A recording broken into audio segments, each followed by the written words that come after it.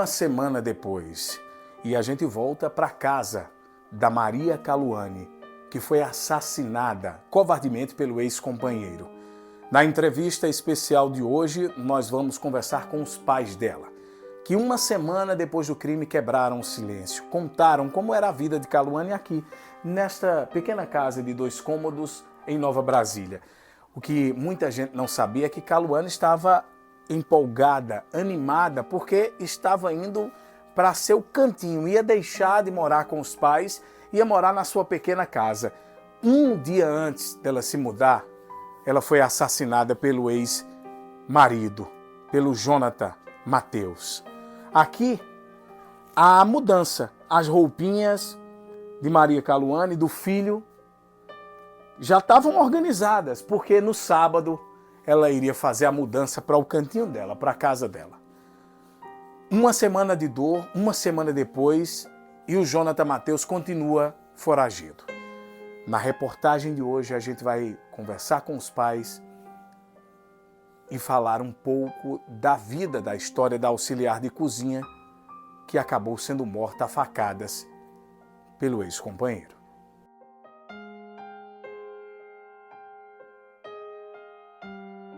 Olha, uma semana se passou desse crime que parou Campina Grande, que parou, na verdade, o estado da Paraíba, quando a auxiliar de cozinha, a jovem auxiliar de cozinha, Maria Caluane dos Santos Gomes, de 23 anos, está aí a imagem dela, a foto dela, o sorriso dela, teve a vida interrompida num ato de covardia protagonizado pelo ex-companheiro.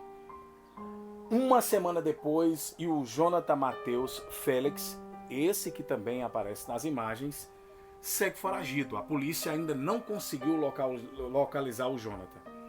Uma semana depois, a marca da violência pode até ter passado um pouco para mim, para você que me acompanha agora, só não passou para essas duas pessoas aqui que estão ao meu lado. Dona Adriana Clécia, mãe da Maria, e o seu José Ailton. Eu vou começar com a senhora, dona Adriana, primeiro agradecendo a disponibilidade de nos atender hoje. Eu sei que é uma semana de dor. Como é que está o coração de uma mãe que perdeu a filha desse jeito? Eu acho assim, eu vou botar... Eu não tenho, acho, nem coração, sabe? Porque de tão machucado que ele tá. Assim, você entra... Quando eu entro aqui, aí que eu olho, porque essas horas ela estava se agitando para ir embora. Ou quando ela vinha, que quando eu não via ela, eu ia lá para dentro olhar, ligava a luz, olhava, estava todo mundo dormindo, eu me tranquilizava, ia dormir. E hoje em dia eu tenho o quê? A Maria Caluane não era sua primeira filha, era sua única filha, né? Não. Eu tenho 4, ela era a segunda, porque teve a buchudinha, que é a primeira, e ela veio depois. E as 2 mais novas, que é essas que estão lá fora, sabe? Mas, assim... Luana, ela era determinada, viu? Ela, se ela quisesse uma coisa, ela corria atrás.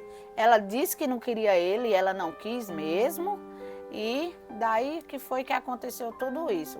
Assim, eu não sei nem o que dizer sobre o acontecido mais, porque eu já estou passada já, sabe? Seu Zé, o senhor como homem, chefe de família, pai de 4 filhos, a gente percebe pelo seu semblante, assim, num pouco momento que a gente conversou com o senhor é um homem de bem, trabalhador. Como é que um pai se sente, o que o senhor poderia dizer de um sentimento que o senhor sente há uma semana em saber que sua filha foi morta covardemente por uma pessoa que jurava amor para ela? Rapaz, o sentimento é de revolta, né? De impunidade, de tristeza, certo? Não dizer nenhuma perca, mas sim roubado algo precioso da minha vida, né? Porque minhas filhas, né? Só corrigindo, antes foi 6 filhos, 2 já partiu, o primeiro foi um acidente também trágico, né? E agora com ela, né? E é um sentimento de dor. Arrancaram um pedaço do senhor. Isso aí, porque que eu sempre disse a elas que elas são as minhas joias. O que eu tenho de mais precioso é isso, que nem você falou, a gente tem um salário mínimo. E graças a Deus, nesse tempo todo, a gente bancou, a gente fez o possível para manter elas até agora. E agora, esse cidadão entrou na nossa família e roubou algo precioso de mim. A gente está vendo aqui que é uma família humilde, porém tem muita dignidade, porque dignidade e caráter não tem nada a ver com o extrato da conta bancária. Na noite do crime, há uma semana atrás, o senhor estava em casa? Como foi que o senhor soube? Estava trabalhando, certo? Saí daqui com uma dor de cabeça enorme. Eu pensei, ela foi me buscar no trabalho às 3 horas da manhã. E eu pensei que ela estava até preocupada com o meu estado, né? Mas quando a gente começou a conversar, ela me contou do fato. Né? Eu não acreditei no momento, só acreditei quando eu cheguei aqui, desci do carro, do Uber e fui ao encontro. Esse foi o momento mais difícil, isso. E só via só as vozes nas minhas costas. Me espera, calma, tem calma, não vai, tem calma. Mas a minha vontade era de chegar lá e não ter visto aquela cena. De ter sido uma brincadeira, algo, coisa, mas infelizmente foi realmente o que... Dona Adriana, a gente sabe que essa dor vai demorar, inclusive, muito a passar, porque a dor da perda de um filho é uma coisa irreparável. A senhora estava em casa e a senhora parece que ainda chegou a ouvir gritos, pedidos de socorro. É verdade que a Caluana ainda chegou a gritar pedindo ajuda? Chegou. Assim, eu me acordei, ela não tinha chegado ainda, então eu comecei a orar, né? Porque como meu quarto é aqui fora e ele é de telha, ele não tem laje. Os dois têm, então não escuta o que passa na BR. Aqui escuta tudo. Tudo. Aí eu tava orando, orei por todo mundo, orei por ele, que tava doente, orei por ela, para chegar bem, por todo mundo, né? Aí eu fechei a Bíblia, li um versículo, fechei a Bíblia e, de repente, quando eu ia pegar no celular, eu só escutei o grito, socorro. Quando eu escutei, eu pulei, cheguei aqui e disse, corre que é Luana. Conheceu a voz? Eu não sei nem se eu conheci, mas sabe aquilo que você está esperando sua filha chegar em casa? E a única pessoa que grita socorro e você sabe que é ela? Pronto. Quando ela gritou socorro, eu disse corre que é Luana. A gente saiu correndo, aí o segundo grito eu escutei aqui, perto do muro, e o terceiro grito na esquina. Quando eu cheguei lá, já não deu tempo. Ela respirava, entendeu? Mas era com o olhinho fechado e só botando sangue pela boca. E era muito sangue. Não consegue esquecer, eu não consigo esquecer nem os gritos. Eu não consigo esquecer os gritos dela pedindo socorro. E ainda quem viu, um menininho me contou que a mulher que viu, né? Que eu não sei quem é, porque nessas horas não aparece nem para dizer assim, corre mulher, que tem alguém te vigiando. Disse assim, que ela disse assim, não faz isso não que eu volto. Ela ainda chegou a dizer para o Jonathan. Foi. O menino tentativa de escapar. De escapar, porque não era isso que ele queria, que ela voltasse. Então ela, para escapar, eu acho que ela disse isso. Aí o menino disse que a mulher disse assim, que ela disse assim, ela ainda... E eu escutei quando ela disse assim, para! Aí... Mas quando a gente chegou, nem ele eu vi. Nem ele eu vi, porque primeiramente eu fui acudir ela, né? Talvez quem está nos acompanhando, eu acho que não entendeu ainda um pouco dessa explicação. Só agora, depois desses 8 dias, a gente tem condição até de perguntar se a senhora... Ela voltava nesse horário de madrugada a pé sempre porque era uma opção dela? Porque ela vinha caminhando, não vinha num transporte? O trabalho não oferecia um transporte? Não, o trabalho dela dava uma quantia. Ela tinha o vale. Cartão de ônibus que era para ir e ela ainda tinha um vale, entendeu? Que era para ela voltar e inteirar e voltar. Porque ele, como dava os dois, né? Tinha que ter um inteira para ela poder voltar de moto. Aí ela preferia economizar. Preferia economizar por causa do filho, porque ela disse, se eu for pagar a moto, as motos são caras, eu vou ficar com o quê? E o horário também, né? Aí ela disse assim, não, aí às vezes a gente assim, discutia, porque Luana não vem a pé, ela fez, eu vou ficar lisa para vir de moto? Me diga. Seu Zé Ailton, eu queria pegar esse gancho da preocupação da Luana, porque parece que Luana, mesmo separada do Jonathan, ela não baixava a cabeça de fazer questão de dar o melhor para o filho. Isso. Né? E ela, inclusive, era o primeiro emprego com carteira assinada dela. Isso. Estava animada. Muito. Né? Assim, eu acho que era a realização dela, né? De manter-se de manter-se na sua vida financeiramente e cuidar do seu filho. E, inclusivamente, ela era, assim, que eu gosto sempre de frisar, era o último dia que ela ia passar conosco. porque ela tinha organizado um ambiente dela ir viver só. Um apartamentozinho, a casinha dela. A casinha dela. Estava animada, inclusive, com isso. Né? E antes dela fazer isso, ela tinha, um dia antes do acontecimento, ela tinha arrumado a casa, já tinha preparado tudo para sair assim, do nosso convívio e viver só. Seu Zé Hilton, como era o relacionamento dela com o Jonathan?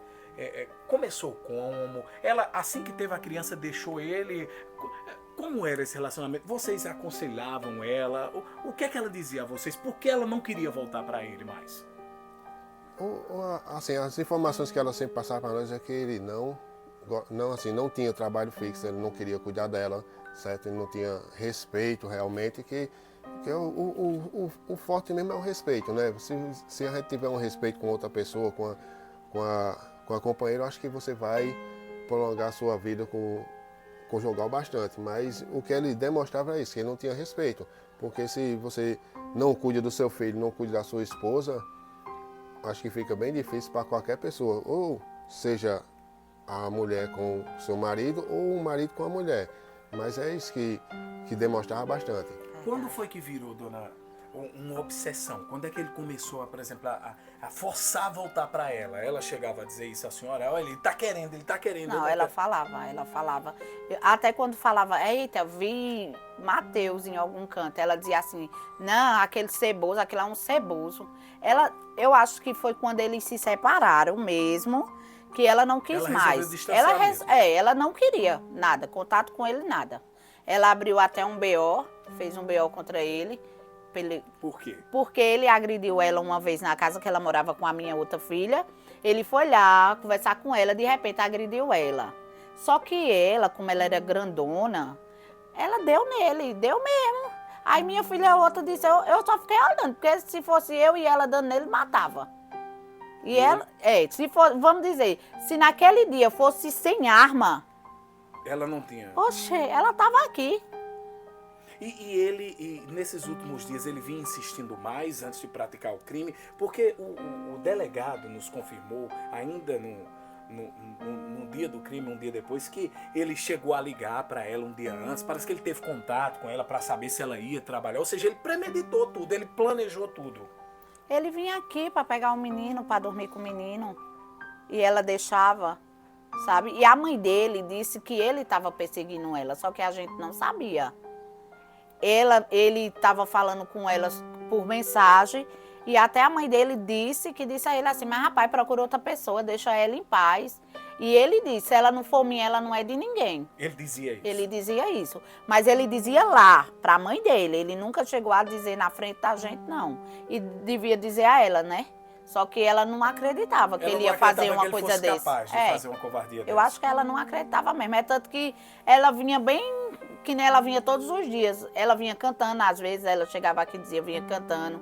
E vinha olhando pro céu, do jeito dela. E destemida, para vir de madrugada, caminhando, viu? Ela foi uma mulher muito destemida, decidida, ela apesar da pouca idade. Ela era mesmo.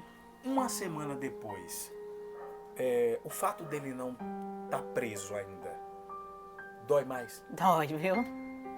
Porque quando eu vejo na televisão que tem bandidos que no instante são pegos e são bandidos perigosos. Tu entende?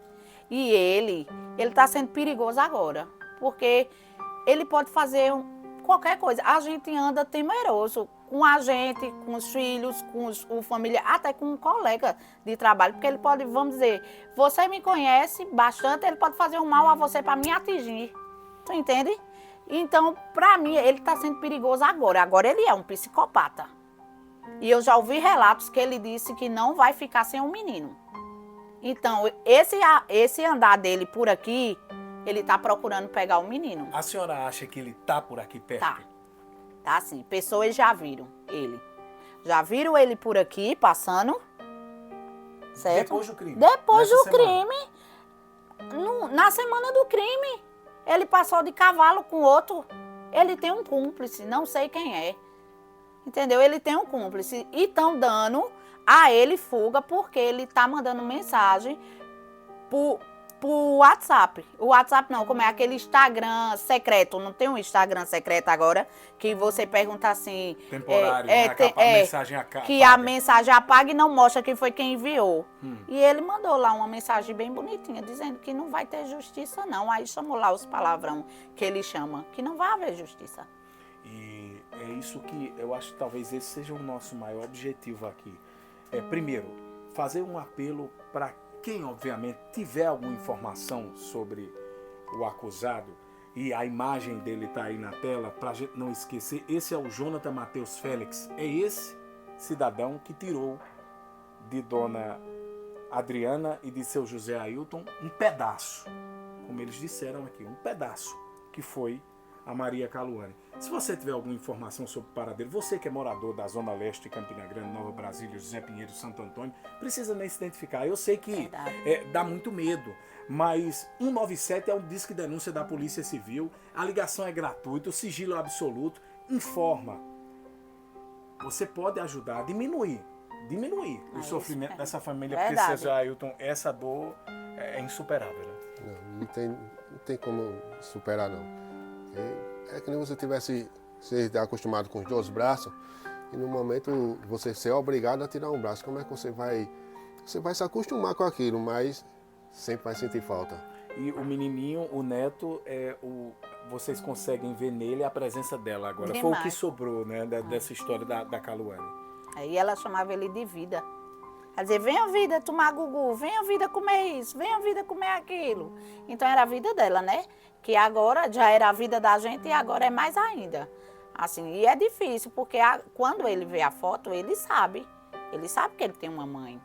Ele sabe que ele tem um pai. Se a senhora pudesse falar com ele agora, olhando ali, o que a senhora ia dizer a ele? Eu vou dizer uma coisa assim, o que eu diria pra ele, não era bom nem eu dizer o que eu diria para ele, sabe? Porque a raiva ainda é muito grande, o ódio que eu sinto por ele ter tirado a vida da minha filha é muito grande. Então eu não tenho coisas boas para dizer. Eu peço a Deus toda noite que ele tire esse ódio do meu coração, porque a vontade é de eu fazer pior com ele do que ele fez com minha filha. Tu entende?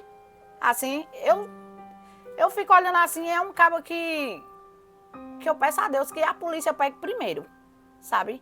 Porque se ele se xirir pra cá, ele vai só perder.